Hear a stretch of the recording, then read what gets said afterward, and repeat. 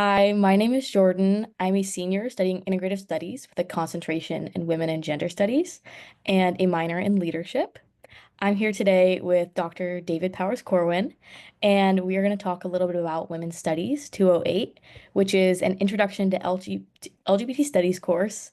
And this course explores major events in lesbian, gay, bisexual, transgender, and queer culture and history in the United States, and tries to understand how different identities, experiences, and movements have been socially constructed and have changed in different times, places, and often as a result of race, class, and gender inequities.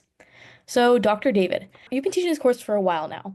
Why were you interested in this topic? And has your course shifted over time?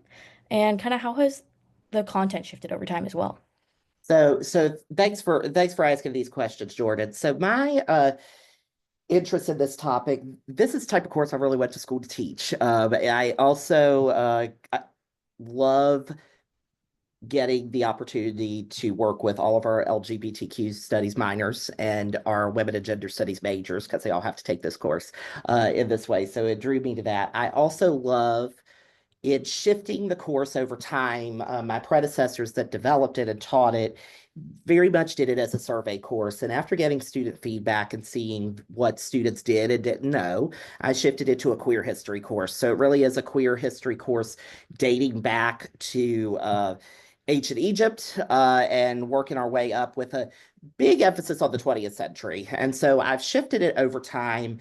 And now we focus a lot more on the era of the Lavender Scare. We look at children's literature and how that has been part of the movement. We also now look a bit more at Marxist activism as well and labor activism. And we have also incorporated a bit more of how we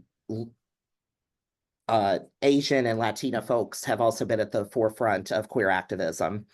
I used to do a bit more media studies earlier on and still do some of that, but it's much more in a historical framework. And so students should expect that from the course. It also meets the Mason Core Social and Behavioral Sciences requirement. So I also love that I get to work with students who across the university from a lot of different perspectives and majors through this course.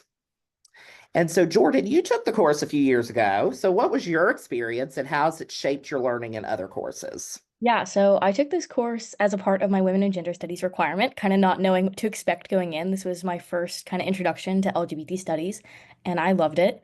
I loved it a lot, and I think that this is a really unique and special course because in my experience, we've taken a lot of history courses, all of us throughout our time probably in high school and maybe in college, but queer history is something that is often left out of typical, history courses, and it is so special and so unique. And this has really shaped the way I look at life in general, and also particularly my other classes. I'm, like I mentioned earlier, leadership studies minor, and I've done a little bit of philosophy work, and taking this kind of queer history lens and understanding how it's shaped the world around us is so special and unique. And I was just thinking about it the other day. We were talking about disrupting in one of my other classes, and I was like, the queer community has been disrupting the norm for so long, and it's allowed me to take a really intersectional lens as well. That's something that we focused a lot on in this class is intersectionality and having that perspective.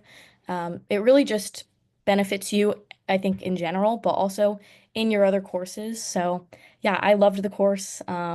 And I hope to take more queer history in the future and maybe dive deeper into it. So, yeah, Our history and our future is queer, definitely. yes. Well, feel free to reach out to either of us if you have questions. I definitely look forward to seeing you in class.